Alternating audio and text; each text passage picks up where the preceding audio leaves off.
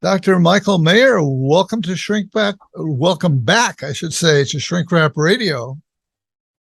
Yeah, I've been here twice before. It's great to be back. Yeah, your count agrees with mine. I had to go back and take a look, and I was interested to see that you were on uh, in 2006 on episode number 41, Body Mind Healing with Qigong, and then in 2007 on episode 96, discussing body mind healing psychotherapy. And doing the math, I realized I had just started. I mean, you're number 40. You're one of the very first people that I interviewed. And I was 66. So looking back, I'm kind of proud that I undertook this whole technological venture at 66 years of age. I'm kind of proud of that. And our discussion today is number 814. And that doesn't count the Wise Counsel podcasts that I did, which are probably another more than 100. So it's around 1,000. So it's good. That's great for all the people you've been able to reach. Yeah, thank you. And it's been great for me to have that experience and the opportunity to touch minds and hearts and souls with the people that I'm interviewing. So we're going to be discussing your book, The Path of a Reluctant Metaphysician, Stories and Practices for Troubled Times. And we've known each other in real time for a number of years. I discovered so much in reading this book, though, about your journey that I didn't know. And I'm embarrassed that I didn't know it. Of course, I don't know how I could have known it. We really didn't spend that much time with each other, a few occasions. So your journey, as you lay it out in this book, is really fascinating to me. And the book's been out for a while. Actually, I started reading it without realizing that and started thinking about the interview. And then I thought, oh my goodness, this book actually was written in 2012. That's 10 years ago. And yet it seemed totally up to date and contemporary and full of wisdom. And I guess that's the thing about coming from wisdom is that it doesn't get dated. It's hopefully eternal. Yeah, hopefully eternal, right. And so I know that you're eager to talk about the new stuff in your career, which is a new website that you've put together. So I promise that after we go through some life review here in your book, we'll end up there and you'll have a chance to bring us all up to date on your most recent stuff. At the outset, your book talks about the importance of story. And then some 300 pages later, you end with the importance of story. So I think I should ask you, I'm going to be on the same page with much of what you've written, but so I'll ask you dumb questions anyway, even though I have a sense of the answer. Why is story so central? What's the importance of story? Well, it's so important in different spheres. I like to say that stories are the spiritual bones of our lives. It's what lasts after we die. Wow, I like that.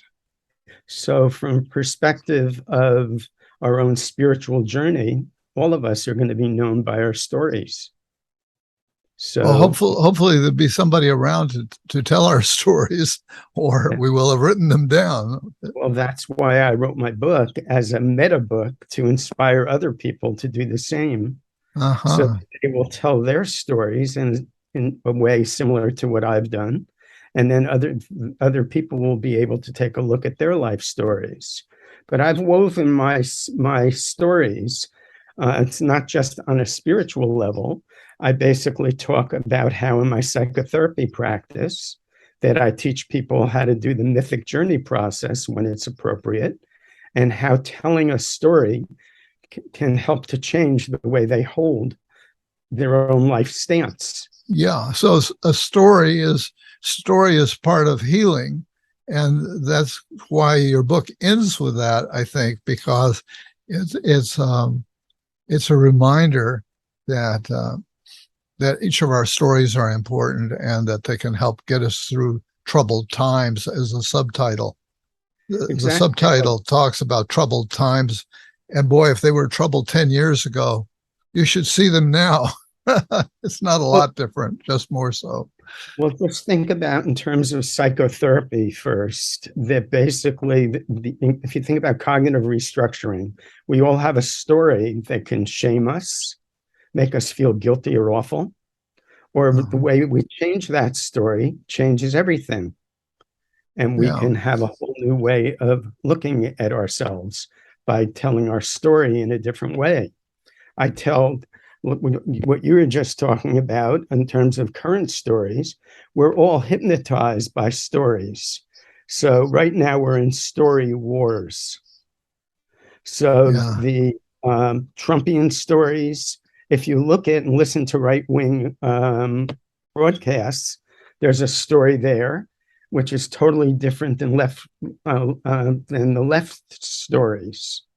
And so I like to joke around with my friends saying that I figured out the answer to solving all the problems of the battle between left and right.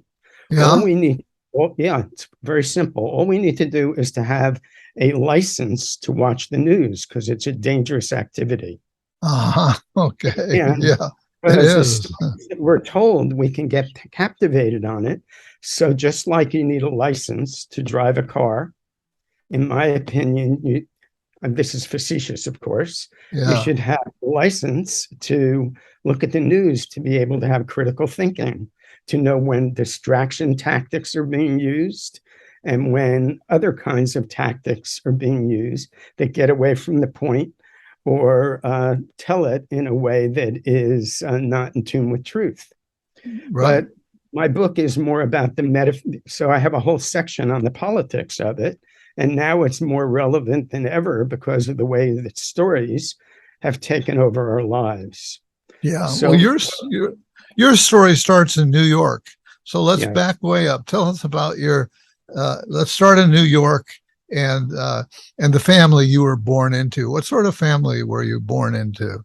Were they all psychotherapists or healers? My father was an attorney. And my mother was an awesome, loving housewife until after I left home and went to school. And then she went to school herself and completed her college education. And my father wanted me to be an attorney. And so in the book, I tell the story of my experience with him. And I was all ready to go to George Washington Law School. And I decided instead to be a psychologist. And my father was very disappointed. And I said, don't worry, Dad, I'm going to still be a lawyer, but I'm going to be a lawyer for the body, mind, and spirit. But unfortunately, I didn't make that case with him. Yeah. But then that's what I've been doing with my life, is essentially taking a lot of the sacred wisdom traditions and arguing the case for them. Yes. Good. When I go into various different pursuits, at a time when the mental element in mind body healing wasn't that accepted, I was arguing at medical schools for the importance of the mind in healing. And then when I got into astrology, I reformed the way of looking at astrology in a way that was palatable even to skeptics, so that the president of the Skeptics Society went along with what I was saying. And then when I got into Qigong and when I got into Tai Chi, so I've gone into various different metaphysical arts. And then before there was a lot of research on Tai Chi and Qigong, I was going to various different hospitals and other places and making presentations about the value of it and giving my peer-reviewed research on it. So wherever I go, I'm basically trying to be a lawyer for the body, mind, and spirit. Yeah, definitely, definitely. Um, you describe yourself in the title as a reluctant metaphysician. Uh, what was the reluctance part? Well, the path that I've taken isn't as viable as it would have been economically, for example, for me to be an attorney. And it would Right. have been nice to just be at home, back with my parents and getting taken care of or whatever. And so there are many things in life that happen to us reluctantly. But out of the reluctance of basically, um, having an illness or having a breakup in relationship or whatever happens in our life, the truth from the ego's perspective is that reluctantly we get abducted at those moments into the world of spirit. I say the world beyond the world. So, for example, if you have a blockage in your body, you don't want it to be there, but reluctantly you have to go out and learn about it. So I went into acupressure school and got a degree in acupressure so I can, oh, wow, I have some tension there. I can rub it. And then I can pass that on to my patients by using the circle stop feel method and never touching my patients. I can teach them how to move their energy. So without using a word about Tai Chi or Qigong, I can teach people how to be moving their energy through their body when they're blocked. So that Yeah. when they have insomnia, chronic pain, Parkinson's, many other things, from my having been abducted by the metaphysical arts when I didn't want to be, I've been on the path of a wounded healer, like many people are. But the Yeah. thing that my book adds is I've gone very deeply into and say that the purpose of those traumas, difficulties that we go through are there to initiate us into the path of being a metaphysician, of looking at the world behind the world and learning ways of activating our energies, the stories that come from our ancestors, breathing methods, self-touch methods, all of those kinds of things are methods that have been kept by our ancestors that are passed down to our generation. Right. And we are being forced, in quotes, reluctantly, when we have breakups, illnesses, or whatever in life, to be initiated into the path of the reluctant metaphysician. Yeah, and you've moved the story ahead considerably. You did make reference to doing teaching clients about the journey of the hero, and and that story goes that the hero is reluctant. Something happens that the hero gets a call to adventure, Yes. according to Joseph Campbell, and he may answer the call or not. And if he ignores it, it's to his peril. But that doesn't mean it's going to be easy if he answers it. So, what was your hero's journey call? Is there an event or a person or a moment that stands out? And maybe there were many. I think for you there were multiple calls. Yes. But let's start at the beginning. What's the initial call, would you say? Well, like you said, I go through many of those stories in my book. One of them was after I had graduated from my master's program. I was getting ready to teach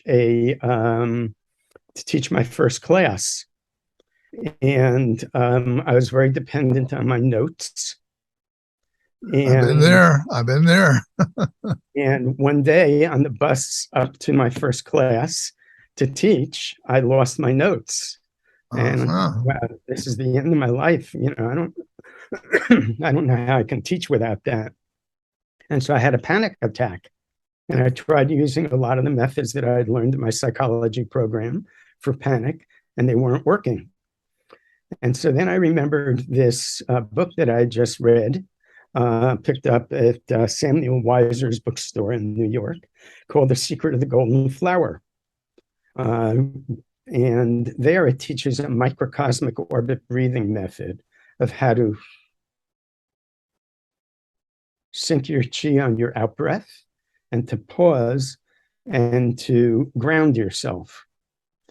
And so I did that, and I recognized that there was something in these Eastern methods that was a hero's call that I needed to learn more about. Uh-huh.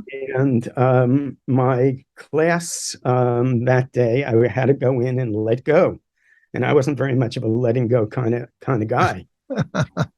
And so the feedback I got from the class is they joked around with me and said, "Hey, you should forget your notes every day. This is the best class that you've ever done." And so, Great. hey, I was totally reliant on my mind and my notes. And that was Yeah. very validating to recognize that in letting go, there was something there inside of me that was deeper than my knowledge. And Yes. so that Yes. initiated me into the zeitgeist of the day, of all the things of having to do with letting go that Ram Dass and other people were talking about, and wanting to find more about it. And so I did a journey to the quest to the West. And there To were a lot of California, right? You That's came to right. California, yeah. Quest to the West, right? Right, exactly. And there were programs here where I could study that kind of thing, whereas on the East Coast at that time, that was not available. Yeah, yeah. Just to put a date, give us a sense of date. What year did you come to California? It was 1972. Okay, okay. And so yeah, that was a time of when California was a hotbed of uh, new openings, experimental approaches to psychotherapy, to being aware of the body and all. And so that led to well, how did you get introduced to Tai Chi and Qigong? Mm-hmm. Well, when I was in my doctoral program, I was again in my head and it was really stressful. My neck was going out of joint and everything. And one day I was walking in the woods and saw somebody moving. I said, wow, if I can move like that, I'm moving like this all the time. If I could move like that, and I didn't know at the time it was called reeling silk. And so I did a quest around the Bay Area and studied with quite a few different teachers, but I found my major Sifu, whose name was Master Fang Ha. And I really liked he had excellent credentials. He had studied with the grand master of the tradition of the Yang style. And so I studied with him for 40 years. 40 years. You have great staying power, I must say. I'm really impressed by that. And I because you in the book you recount kind of the lineage of masters that you've studied with, and your 40 years with this one master puts me in mind of one of the favorite sets of stories in the book to me, which was the standing qigong practice that this master insisted that, tell us that story. Well, he said that standing meditation was the key to qigong, but I didn't want to stand. I wanted to do these beautiful movements that he was doing, and I didn't want to waste my time with standing. And so, in later years, he said that before he would teach you any movement at all, you had to stand for 100 hours. But, when I was studying with him, he just insisted that I do the standing meditation. And when I did it, initially, I didn't like it because I started feeling all kinds of blocks in my body. And what I realized from my own psychological training, as well as from what he was saying, is that by being still, it activates the blocks in your body. And then by being still with it, you learn how the energy will open. And then pretty soon you go through there. Remember when I was coming from New York, I was doing microcosmic orbit breathing practice. Right. So it was very similar, but it was doing it standing, which is a deeper level of the training. And so then you go into a place that is a place of bliss. and you never want to go out of it. And so he brought over some of the greatest masters from China, and that were standing meditation masters. And we got a chance, rather than having to go and travel to China, to study with Han Xing Yuan was one. And he was a master of the greatest known master of standing meditation named Wang Hanchai. These are all names, so, American audiences aren't going to appreciate the depth of what these people held. But I learned various different ways to, and then where I carry it later is to change your life stance. Right. So my contribution that I want to psychology to make is the metaphor and the reality of how psychotherapy is changing your life stance. So back to your question about standing meditation. So when I was standing, my life stance was my neck was out and I was all constricted. And I said, well, I can work through all this psychologically, but I couldn't. So then pretty soon when you're in these various postures, your whole body starts to transform, and it literally changes your life stance. So then my work became, how can I introduce my psychotherapy patients to that without even necessarily having them do standing meditation? I loved the part where you talked about your resistance and the pain that was involved initially in doing it and how much you hated it. But then it transforms and it flips, which of course is a wonderful story and a wonderful metaphor for all of us. What is since you've talked about both Tai Chi and Qigong, what is the difference between the two? So Tai Chi is probably the best known system of Qigong. So there might be over 1,000 different systems of Qigong. And actually, many households in China have their own system. So Qigong just means cultivating the energy, moving the energy of life through movement, stillness, imagination, sound. And all those ways are ways to move the energy of life.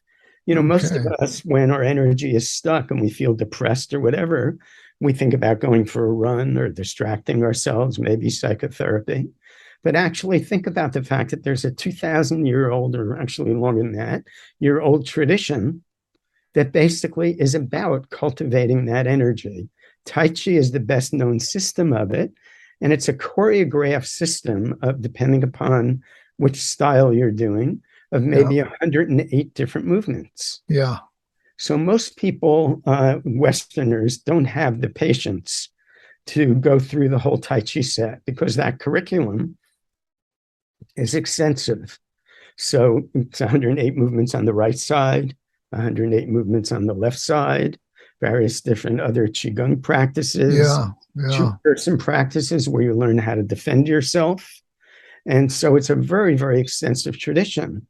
Most people that are Westerners will just want to do the Qigong movements. So I have a set that's both the Tai Chi set, which I have on my new website, that you can get without even coming to classes, that you can get through online Zoom.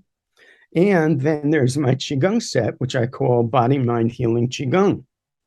So all of them are systems of Qigong, and there's medical Qigong, there's self-defense Qigong, there are all kinds of different systems of Qigong. And that's why I needed 40 years to study, not just with Master Ha, but many other masters that I was blessed to have studied with. And my greatest joy is turning my patients, friends, and anybody that I meet that's open to it, to seeing how that will affect their life in the place that hurts most or where they most need it. Yeah, yeah. Wonderful. As you mentioned, this has affected your therapy, your practice as a therapist, and you actually have some case examples in the book. And which I thought was wonderful. Always looking not only for stories, but for actual case examples. Maybe there's one that you could share with us here that's near and dear to your heart. Sure. Well, everyone that I tell in the book is really near and dear to my heart. But let's say, since going along with the idea that psychotherapy is changing your life stance, and remember that I'm really have this background in wanting to convince other people and being a lawyer for the body, mind, and spirit, that basically you can change your life stance even without doing Tai Chi and Qigong. So something that kind of goes along with that is that I had a Tai Chi student who basically wanted to end his Tai Chi, and he did a little bit of standing meditation with me, and then came in and wanted to do therapy with me. So we terminated the Tai Chi relationship. And what I learned is that he had a very major social phobia. I never knew that when he was my Tai Chi student. And he was going to college, and he was afraid to be going to college almost in terms, and could hardly go to classes because he'd be shaking, particularly whenever he was around somebody that was, bigger than him or whatever. And so with doing a psychological regression with him, we went back into his body, and we found that he was severely abused by his brother. Uh-huh. And so we worked with that, and with what I call the River of Life method, where you have your chi go down to the place in your own block. And then we did various work on that together. And he realized that he wasn't in his own power with his brother, that he was always criticized with him, and it was really always collapsed. And so we worked with how to open that energetically. And the methods that I used with him may be a little bit different than what I use today. Nowadays, I use various energy psychology methods where you do tapping here to get your power and your ground. But even with what I did with him, he was eventually able to work through and transmute that blockage. And then one day, his brother came back from college and said to him, "Hey, punk, you want to, let's do anything. I wonder if you've actually improved anything that you've done in your life, or whether I'm still better than you at everything. Come on, let's play some one-to-one basketball. Or have you improved that way, college boy?" And so my patient just looked him in the eye and said, "You know something? You're not better than me at everything." And he said, "Well, what are you talking about? Come on, let's go and play some basketball or whatever. Name any sport, whatever. Name anything. I'm better than you at everything." He said, "No, you're not better than me at everything. You're not better at being a kind brother." Uh-huh. And when he said that, the way he told me the story is that at that moment, his chi sunk, and he felt himself in his belly and in his power that way. And his brother, he could see the flush on his brother's face in that moment of silence. And so that's why I like to say that you can do Qigong and find your stance without ever doing a Qigong movement, because he found that by just breathing out and going down to his belly, and the psychotherapy work that he did, he found that stance. Yeah. Yeah. Well, wonderful. That's a good case story. To kind of wrap up the book part of it, your subtitle, as I said before, mentions troubled times, and we're really in troubled times. And I was struck by the things you listed. You said there's a war on healers, the American culture, and the environment. And then you go on and you list culture wars, war on our economy, war on healers, war on psychotherapists, war on plant medicines, war on the environment. And of course, this is before any of us had ever knew anything about Donald Trump. And so now added to all of that, as if that were not totally enough, we're also dealing with the pandemic. I don't think it's all gone away. We don't know what might be following on in its wake. And so it seems to me that what you recommend is a kind of developing a kind of equanimity, if you will. You write, the solution is listening to stories with our hearts. Yes, it's not just with our hearts, though, but yes, that's so important. In other words, behind somebody's, let's say, political arguments, is that there's a certain kind of fear and suffering there. And very often we argue about information, and we don't get the pain that's behind that other person's, in quotes, argument.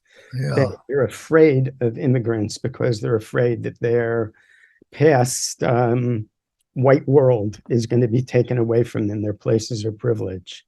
So rather than arguing them and showing them how biased and racist they are, if we can really go into the pain behind anybody's story, that's one of the real keys to really good listening. And psychotherapists are trained in that, but even us, at moments when we're involved with things that are potentially life destructive, sometimes we forget that. So whether it's a therapist or anybody, to really hear what's behind. Again, that's the world behind the world. There's a world of argument, and then there's the world under this, under the intellectual argument of what kind of pain is really fueling that argument for the other person, and how much can we meet there, soul to soul, about what's really going in our psyches that's underlying what's happening on the surface of life. I think in the case of the pandemic and the climate and so on, some of these things are not necessarily about another person as much as they are about dealing with our own mortality and fear and attachment to existence as we know it. Yes. And so I pick up in your writing and what you've just said that you believe that there's a world behind this world or beyond this world. I don't know if you have big theories about what it is, but that you feel like there is something more and to cling to that. Well, that's what the whole book is about. And basically, the world behind the world doesn't need to be something very esoteric, but it is, and it isn't. In other words, our dreams give us messages, and that's a world behind the world. Mm-hmm. And I show how dreams in my life have altered the course of my life. But if you think about life as a dream, and that anything that you're seeing in your everyday life, picture that as a dream. And if you had conscious ability to change the dream, how would you go about doing that? So it's not just dreams that are the world behind the world, but there's energies that are behind the world. There are listening to your ancestral voices in prayer. And so it's, hearing, it's essentially being connected to your own ancestral and collective unconscious, which is behind the world of the ego, and being in touch. I don't know, most people or have a time of the day. Like, for example, when I wake up in the morning, I can be stuck on something for the day before. And all of a sudden, it's very specific. Wow, I need to be doing this.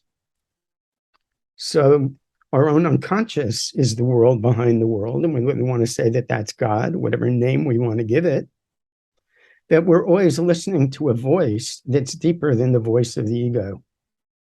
Carl Jung called it the self with a capital S. Right. And so part of the way to get to that deeper voice is by doing these Taoist practices of syncing your chi, so that the uptightness, when your mind is in a place of sympathetic nervous system overactivation and reactivating a trauma or just not being in your higher mind, essentially Tai Chi and Qigong and all the practices that are taught in transpersonal and other forms of psychotherapy are a way to access that world behind the world.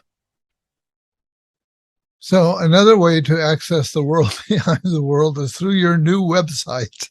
Yes. So tell us what will people find there? What motivated it, and Mm-hmm. what are the treasures and riches to be discovered there? Well, thank you for asking. So most of you may know that I had a website called bodymindhealing.com for many years. And so I wanted to separate out the Tai Chi and Qigong stuff, even though the Tai Chi and Qigong is on bodymindhealing.com. I wanted to create a new website that would just be for the Tai Chi and Qigong part of me, which is body, mind, healing dash Tai Chi, Taichi, Qigong, Qigong.com. And the major motivation for doing this is during COVID, always wanting to turn lemons into lemonade. Basically, I wasn't able to have all my students, in my classes. I had to give up one of my classes, at a local place where I was teaching. And so I taught out of my house and did it on Zoom. And so I was a little bit upset about that, but reluctantly I said, well, I need to make the best out of this. And what I did is started recording those classes with my students. The good part of it, very often things that we have that look like disasters turn into great things in our life. And so I was able to have students from around the country that I could never have before being on Zoom every Saturday. So I decided to record the classes. And so I took the 40 years of training that I've had and put it into a 20 video series. And that's the major feature of the site, where basically what I'm doing is integrating ancient wisdom traditions and modern psychology with Tai Chi and Qigong. So I'm teaching this in a very integrative way of bringing in these ancient wisdom traditions in my teaching of Tai Chi in these 20 different classes, both the Tai Chi as well as the Qigong. And for people that have been practicing for a long time, what they love about it is that very often people will have a favorite movement. They'll say, I don't have time to listen to the whole thing, but wow, this movement that you have, a white snake sticks out its tongue. I've always wondered about that. I wonder what that's all about. And so I'll tell the 4 dimensions of purpose of this: self-healing, spiritual unfoldment, self-defense, and changing your life stance psychologically. And so on almost all the movements, I go into that. And so I say that white snake sticks out its tongue is a movement in Tai Chi. And what this does is this is speaking truth to power. So when you're coming, most people that are doing Tai Chi don't look at the psychological meanings of the movements. So I take all the movements, and I've been trained very classically. So I'll show the self-defense applications, the healing purposes. So for example, this stretches the pericardium meridian and opens up the heart. So when you're speaking truth to power, you need to come from your belly through your heart. And this is your Laogang point in your palm. So I take the 108 movements of Tai Chi and go through all of those in a really beautifully put together series. And for people who don't have time for the whole series in our busy world, that don't want to go through what I've learned in these 40 years, they can say, wow, I'm really interested. And they can just look up their favorite movement in Tai Chi and say, well, I do commencement. That's just the first movement in the set. So this movement teaches you how to sync your chi and to reverse your fear response. So this adds something to the trauma literature and becomes a leading edge method that goes along with all of the literature on trauma treatment. A lot of people are knowing that their amygdala gets triggered when they're in trauma. And this teaches you to sync your chi by having a long out breath and a long pause after your out breath. And that came from my training from The Secret of the Golden Flower. But now it's brought into standing meditation as well as into Tai Chi. And sometimes with my patients, I'll introduce these movements. And so in a certain sense, this is an encyclopedia of Tai Chi and Qigong that goes back. And like, I get a lot of referrals nowadays from UCSF, from their neurology department, and I have people that have Parkinson's disease. And so they'll be shaking like this, and many of them can learn how to stop the shaking temporarily. It's very important to distinguish between curing and healing. So this gives people that have major physiological disorders a sense of agency, that they can begin to do something that can affect and enter into a spiritual relationship with whatever they have. And at the integrated medical clinic that I co-founded, where I worked for 10 years, I would apply these things and bring them to people who would have chronic pain, insomnia, and various different disorders. And now people can just go onto my website and get this, call it an encyclopedia, in 19 classes. And so that's what I was doing during COVID times. Yeah.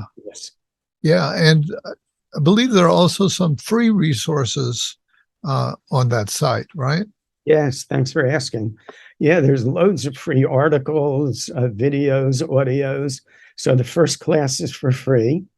And I have Tai Chi Ruler, which is a very ancient longevity technique that's free on the website on the front page, that was given by a Taoist master to the emperor and was kept very secret around the time of the 10th century AD.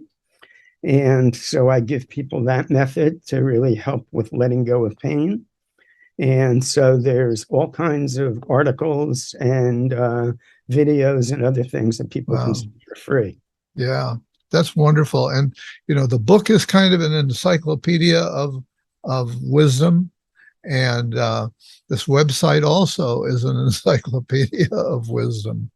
And so it just sounds so rich. And we should all be grateful for what you've done, that you're giving away all of this helpful information. And I like the distinction. I would like to come to the distinction that you just made between a cure and healing. And you know, what I've come to realize is that the disease may not get cured, but our relationship to it, or there's a kind of psychological soul healing that can come about. Yes. With some of my Parkinson's patients, I like to joke around and say, you have your sense of humor. Look at that. That's great. That shows you that you have Parkinson's, but Parkinson's doesn't have you. Yeah. I like to say that with almost everything that we have. The issue is how we activate our own observing self. And so that's part of the distinction between healing and curing. It may be that what we have physically doesn't go away, but we can have a relationship to it rather than being dragged down by it. Yeah. And would you say that's also true of psychological problems, issues? That's why mindfulness is so popular nowadays, is that mindfulness practice, and my major practice, it's called Yichuan Qigong, is a mindfulness type of practice that is in the Chinese vein. But basically that's to develop your observing self, so that instead of being, you know, it kind of goes back to Roberto Saggioli's idea that we can have feelings, we can have thoughts, and we can have sensations. But we are not those things. Well, then who are we if we're not our feelings, our thoughts, and our sensations? Well, we are that which observes all of those things. Right. So in the interface between a psychosynthesis and mindfulness practice, the Qigong is a way to develop a somatic center line in your observing self.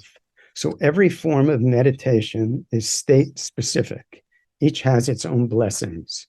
And so the Tai Chi and Qigong methods have its own addition to meditation that mindfulness doesn't, and vice versa.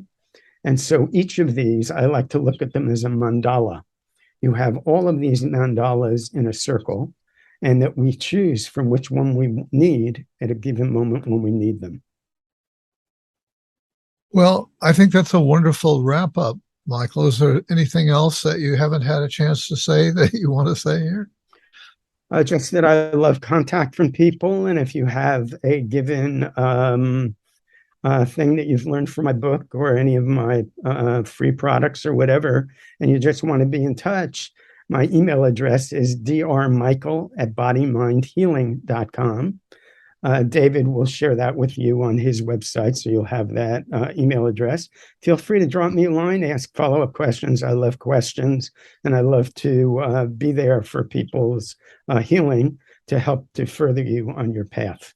Well, that's very generous. And you're reminding me that I am going to put, you've got a whole bunch of websites, and we realize that people wouldn't be able to follow it if we just gave them all verbally here. So they will be in the show notes. So go to the show notes at shrinkwrapradio.com to review this interview and to find those links. So, Dr. Longtime friend, I want to thank you, Dr. Michael Mayer, for being my guest again today on Shrink Wrap Radio. Thank you so much for having me, David, and for your awesome interviewing skills. You're bringing great information to people. I really appreciate it. All the great interviews you've done. Thank you.